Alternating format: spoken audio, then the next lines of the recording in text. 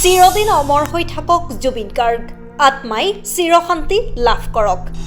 BLO তফিজউদ্দিনে voter তালিকাত জুবিন গাৰ্গৰ নামৰ ওপৰত লিখিলে, চিৰদিন অমৰ হৈ থাকক, আত্মাই চিৰশান্তি লাভ কৰক। যে জুবিন গাৰ্গৰ নাম, জুবিন গাৰ্গ শান্তিত থাকক, চিৰদিন শান্তিত থাকক, তেখেতৰ আত্মা স্বৰ্গত থাকক, চিৰদিন অমৰ হৈ থাকক। নমস্কাৰ, আপোনালোকে চাই আছে ভইচ 365 আৰু মই বাছিৰ আহমেদ। ৰাজ্যত এতিয়া তোলপাৰ লগাইছে এটি বিষয়ে, যিহেতু এগৰাকী বিয়লিও দেখিবলৈ পাইছে যে আপোনালোকে বিভিন্ন সংবাদ মাধ্যমত এগৰাকী বিয়লিৰ জুবিন গাৰ্গৰ যি ভোটাৰ তালিকাত কেনেদৰে আৱেগিক পোষ্ট, আৱেগিক লিখা এটা লিখিছে। পোনপটীয়াকৈ আমি তেখেত আমাৰ মাজত আছে, আমি জানিবলৈ যত্ন কৰিম, যিহেতু আপুনি এটা আৱেগিক পোষ্ট ইতিমধ্যে ভোটাৰ তালিকাত লিখিছে, কি উদ্দেশ্য লিখিছে? নমস্কাৰ, আপোনালোকৰ চেনেলৰ যোগেদি প্ৰথমে অসমৰ মুখ্যমন্ত্ৰী ডাঙৰীয়া আৰু লগতে আমাৰ গোটেই অসমৰ ৰাইজ তথা ইলেকশ্যন কমিশ্যন অফ ইণ্ডিয়াক মই নমস্কাৰ জনাইছোঁ আৰু আন্তৰিক ধন্যবাদ তথা শুভেচ্ছা জ্ঞাপন কৰিছোঁ। এতিয়া আপোনালোকে প্ৰথমতে যিটো কথা কৈছে, জুবিন গাৰ্গৰ নাম কাটা নাই কি, জুবিন গাৰ্গ ন্যায় নফলে, মই সেইটো কেতিয়াও লিখা নাই, সেইটো কেতিয়াও মই লিখা নাই। মই লিখিছোঁ এটাই নিৰপেক্ষ কথা লিখিছোঁ যে জুবিন গাৰ্গৰ নাম, জুবিন গাৰ্গ কি শান্তিত থাকক, চিৰদিন শান্তিত থাকক, তেখেতৰ আত্মা স্বৰ্গত থাকক, চিৰদিন অমৰ হৈ থাকক। মই নিৰপেক্ষ কথা লিখিছোঁ, মই কোনো পক্ষপাতী কথা লিখা নাই।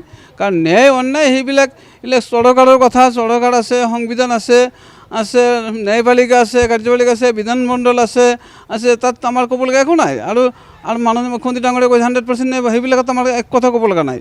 গতিকে আমি কিয় সেইবিলাকত ক'ব যাওঁ? আমি চিধা লিখিছোঁ। আমি তাতো নামটো কাটা নাকাটা মোৰ দায়িত্ব নহয়, কাটা নাকাটা সেই আমাৰ ইলেকশ্যন কমিশ্যন অফ ইণ্ডিয়াই কৰিব। গতিকে ইলেকশ্যন কমিশ্যন অফ ইণ্ডিয়াই সেই যোৱাকালি মোক ফোন কৰিছিল, ফোন কৰি কৈছে যে আপুনি জুবিনৰ তাতে এটা হাত নিদিব, যি কৰিব লাগে আমি কৰিম।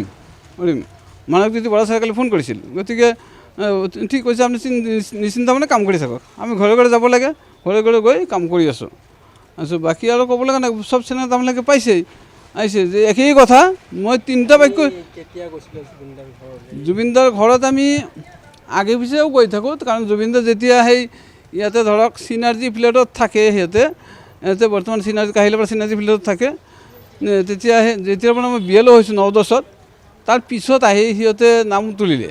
নাম তোলাত তেতিয়াৰ পৰা সিহঁতৰ ঘৰত গৈ থাকোঁ। এতিয়া ধৰক 12-14 হ'ব, 2012-13-14 হ'ব তেনেকুৱা, আমি আৰু একজেক্ট মনত ৰখা নাই। তেতিয়াৰ পৰা সিহঁতৰ ঘৰতে আগে পিছে গৈ থাকোঁ, কিবা কামত NRCৰ কাম থাকে, কিবা ইলেকশ্যনৰ কাম থাকে, গৈ থাকোঁ। কিন্তু এইবাৰ আকৌ যেতিয়া চৰকাৰে যেতিয়া SIR কৰিম বুলি ক'লে, SIR কৰিম বুলি কৈছিল, তেতিয়া মানে তাৰ পিছতে জুবিন মৰিলে। SIR এইবোৰ কামবিলাক আমি ৰিপৰ্ট লিখি আছোঁ, এনেইতো জুবিন মৰিলে। জুবিন মৃত্যু হোৱাৰ পিছতে আমাৰ SIR ৰিপৰ্টবিলাক জমা দিব লগা হ'ল।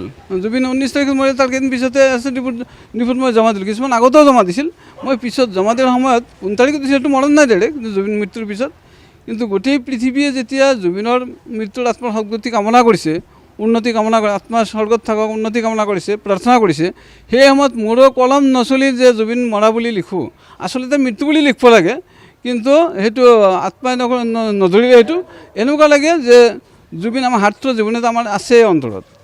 সেইকাৰণে মই লিখি দিলোঁ যে জুবিন চিৰদিন অমৰ হৈ থাকক, তেখেতৰ আত্মা স্বৰ্গত থাকক, আত্মাই চিৰদিন চিৰশান্তি লাভ কৰক। এই 3টা বাক্য লিখিছোঁ মই, বাকী আৰু একো লিখা নাই, সেইখিনিয়ে লিখিছোঁ। আৰু এইখিনিয়ে ক'ব লাগে, তাত মই নিৰপেক্ষ কথা লিখিছোঁ। আৰু তাতেও ইলেকশ্যন কমিশ্যন অফ ইণ্ডিয়াই কাটে নাকাটে সিহঁতৰ কথা মই সেই ইলেকশ্যন কমিশ্যন অফ ইণ্ডিয়াক কৈছোঁ যে ছাৰ মোৰ কিবা ভুল হ'লেও ক্ষমা কৰিব আপোনালোকে, মই সেই কথাটোও কৈ দিছোঁ।